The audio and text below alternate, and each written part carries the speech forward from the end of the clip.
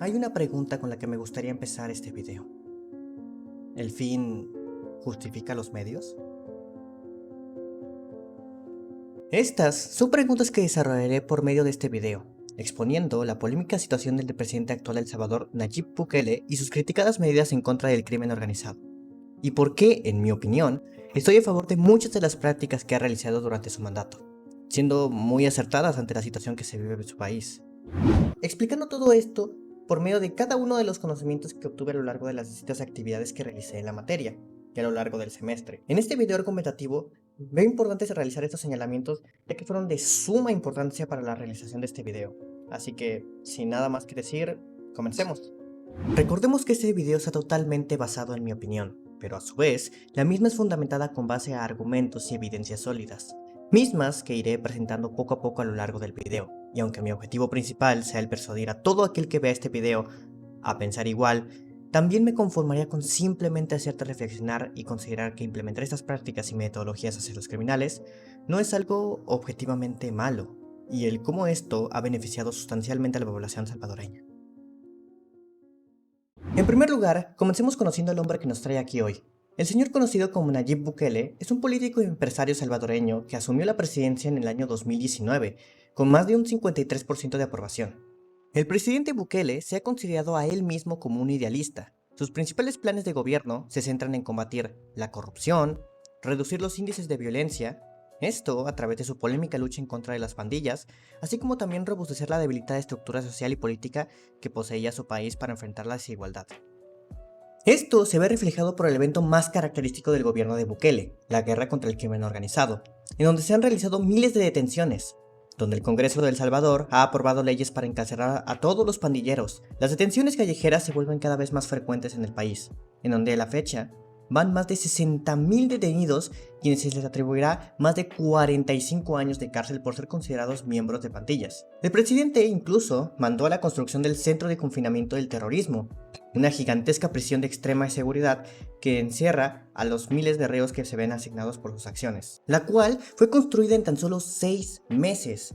Todas estas medidas han ayudado a que El Salvador disminuya considerablemente su índice de criminalidad, así como la cantidad de homicidios. Todas estas medidas que ha tomado el presidente Bukele han sido realmente efectivas y, mucho más importante, han dado resultados. Entonces, ¿por qué es tan criticado? Muchas de las detenciones realizadas hacia los pandilleros han sido efectuadas sin necesidad de un juicio o una defensa por parte del acusado. También se podría destacar las intensas y precarias condiciones a las que son sometidos los reos dentro de las prisiones, sufriendo continuos maltratos por parte de los guardias. Evitan que vean la luz del sol. Incluso se implementó una ley donde las propias familias de los reos deben de pagar por su comida, insumos básicos y vestimenta, lo cual es algo sorprendente. Sin embargo, ¿por qué se puede defender o justificar estas acciones? Si por ejemplo vemos la cuestión de que los mismos reos son los que deben de financiarse por sí mismos su alimentación y vestimenta, realmente no es objetivamente hablando una mala idea, y esto lo demuestro con pruebas y datos. Si vemos un ejemplo aplicado a nuestro país, y de acuerdo con la información proporcionada del Censo Nacional del Sistema Penitenciario en los ámbitos estatal y federal, realizada en el año 2020 en nuestro país, tan solo en ese año estuvieron en encierro en los centros penitenciarios federales más de 16.328 reos, lo que significó que a los mexicanos les costó un total de 1.479.000 pesos por tener a cada recluso dentro de estas cárceles. Es demasiado considerando que eso es pagado por los impuestos del ciudadano. Sin embargo, esa no es la única medida que ha tomado el presidente Bukele con respecto a este tema. Una idea que francamente me encantó que implementase fue aquella que aplicó para aquellos reos acusados de delitos menores en situación de confianza, a los cuales implementó el nombrado Plan Cero Ocio, en donde se les obliga a los reos el realizar trabajo social en beneficio del país, donde realizan labores de limpieza en calles, en playas, ayudan a construir edificios como hospitales y escuelas, entre otras labores sociales. Ahora hay que entender el por qué se tomaron medidas tan intensas en contra de los reos. Y para esto necesitamos entender el contexto y un poco de antecedentes del país. Sin irnos muy lejos, años atrás, durante los meses más violentos del año 2015, en delante, El Salvador vivía una situación de violencia y delincuencia que había puesto en un estado crítico al país. Durante años, El Salvador había lidiado con pandillas organizadas y violentas que habían causado una gran cantidad de muertes y violencia en las calles. En los últimos años, la situación se había vuelto cada vez más y más peligrosa, con un aumento significativo en el número de homicidios y delitos relacionados con las pandillas. La gran mayoría de la culpa de los homicidios se debían al conflicto que tenían las pandillas, las cuales tenían control sobre territorios y comunidades, y su poder parecía desafiar y amenazar incluso a la misma autoridad del gobierno. La situación escaló a tal grado que la misma policía estimaba que había en promedio más de un homicidio a cada hora. El gobierno salvadoreño había intentado implementar una serie de estrategias para combatir esto. Todas fracasaron en el proceso. Incluso se intentó negociar una tregua con las pandillas y el gobierno. Y como era de esperarse, estos intentos de treguas nunca se respetaron. Fue por ello que cuando Bukele adquirió el poder, cumpliendo con cada una de sus promesas de campaña, se dedicó a implementar distintas leyes en contra de los miembros de las pandillas, cuyo seño característico era el ir tatuados, permitiéndose así identificarlos más fácilmente a los miembros de estas pandillas, lo que ocasionó una reducción considerable de la criminalidad en tan solo 15 días desde la implementación de esa ley. Posteriormente, se reportaron récords por pasar más de 300 días sin homicidios. Múltiples organismos como la ONU y otras figuras políticas de su país han estado en contra de sus prácticas. No es que el presidente Nayib Bukele crea que los delincuentes no tengan derechos. Los tienen, por supuesto. Son personas. Pero él, bajo su perspectiva, no sobrepone los derechos de los delincuentes por encima de los de la población.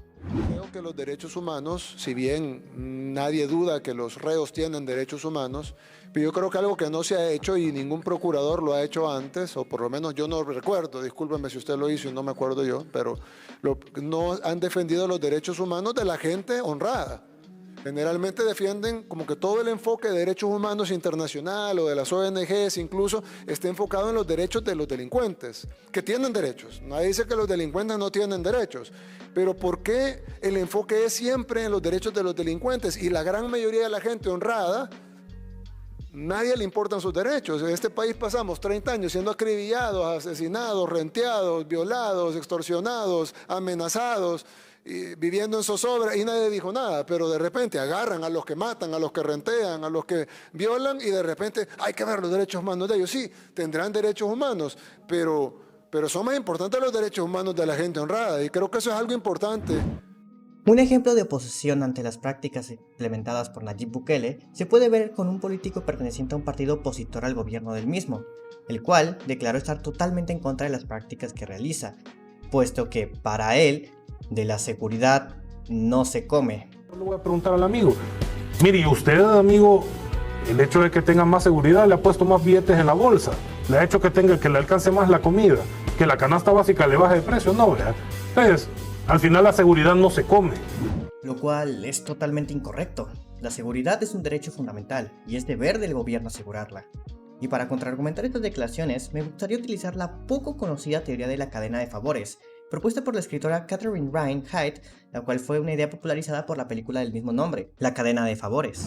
La teoría sugiere que cuando alguien hace una buena acción por otra persona, en lugar de pedirle algo a cambio, se le pide que haga algo bueno por otras 3 personas diferentes. Estas 3 personas a su vez deben hacer algo bueno por otras 3 personas, y así sucesivamente, creando así una cadena de favores que se extiende y se multiplica. La teoría se basa en la idea de que un pequeño acto de bondad puede tener un impacto mucho mayor a lo que se imagina, y puede inspirar a otros a hacer lo mismo. Ahora, aplicándola a nuestro caso en específico, podemos decir que existe una cadena contraria. En lugar de una cadena de favores, si la persona se involucra en un comportamiento negativo y dañino, como por ejemplo, el robar, se podría describir como una cadena de delitos o una cadena de prejuicios. En este caso, en lugar de extenderse el bienestar y la positividad, la cadena estaría propagando el delito y el negativismo a través de las acciones de las personas involucradas en la cadena. Si por ejemplo, en un bus van más de 6 personas y en cierto caso son asaltadas por una sola, esas 6 personas consecuentemente no podrán gastarse el dinero que se les fue arrebatado por esa persona. Un ejemplo más concreto sería de que una de esas personas asaltadas, después de un duro día de trabajo, regresando a su casa para comprarle la cena a su familia, ahora por culpa del asaltante no podrá comer. El restaurante que hubiese recibido ese dinero de esa venta ahora no lo recibe y consecuentemente no podrá administrar sus gastos y mantener el negocio familiar. Y así la cadena de prejuicios se expande más y más. Caso que se puede ejemplificar a continuación con este video, en donde un hombre con un puesto de comida se expresa recibir más ingresos desde la implementación de estas leyes, beneficiando de esta manera su negocio. Señor presidente de la República, Nayib Bukele, que Dios lo bendiga. Por ahí anda la gente diciendo, bueno, no la gente, porque esos no son gente, esos son caballos, esos son yeguas, esos de la oposición, es gente bruta que vive drogada, porque dicen que la seguridad no se come. Déjenme decirles que yo me vine fracasado desde Aguachapán con mi negocito, vengo de andar rebotando, mire, y el primer día que me he podido a vender acá, mire, que dicen que la seguridad no se come, mire la venta de un simple pueblerino, mire, para que vean lo que es cuando se vive en un país que hay seguridad. Yo puedo vender sin miedo que vaya a venir ningún marero, ningún ladrón, ningún extorsionista a quitarme lo poco o lo mucho que me he ganado aquí vendiendo mis salchichas. Inclusive este no es un caso único, se han visto casos en donde incluso se siguen viendo extorsionistas a plena luz del día y que gracias a la efectividad de su modelo, estas personas son rápidamente capturadas. El video de un joven extorsionando a una mujer se hizo viral. El joven le indica a la encargada de un comercio que en su teléfono trae la conversación de otra persona que le indica que le tiene que dar el dinero. El joven de camisa roja. Aquí tengo. ¿Ah? Aquí tengo la conversación. No. Aunque yo no le puedo dar dinero a cualquiera que No, así me después dijo. vaya a haber un malentendido y que Así me me esté dijo. cobrando de nuevo. Sí, así me dijo él que tenga cuidado en eso. Sí, porque yo soy ilegal, sino para que después no vaya a tener problemas. Bueno, Porque ya he sí. tenido problemas que me lo entregan y me vuelven a pedir. Sí, Vayan, disculpe que... Gracias a la difusión del video y la denuncia, el joven pudo ser capturado. Más del 91% de la población de El Salvador están de acuerdo con sus prácticas. Aquí ya no hablamos de una dictadura autoritaria o de un modelo de gobierno opresor que de una u otra forma beneficia a su población. Por el contrario, vemos a una población totalmente feliz y de acuerdo con el trato que reciben de un gobierno que está dispuesto a hacer lo necesario para salvaguardar su integridad y seguridad. Ahora bien, hago la pregunta. ¿A quién se le debería de dar una mayor preferencia a la hora de salvaguardar sus derechos? ¿A aquellos que día con día luchan por llevar vidas honorables y pacíficas dentro del marco de la ley? ¿O a aquellos que luchan por sobreponerse por encima de los demás a través del miedo y la opresión? Ya para concluir, yo creo en el derecho como modelo pilar para aplicar la ley y la justicia, y aunque lamentablemente me encantaría que se salvaguardaran al máximo los derechos de ambos, lamentablemente en el mundo en el que vivimos la realidad es otra. Y en mi opinión, el fin sí justifica los medios siempre y cuando el fin que se busque construir siempre beneficia a personas inocentes.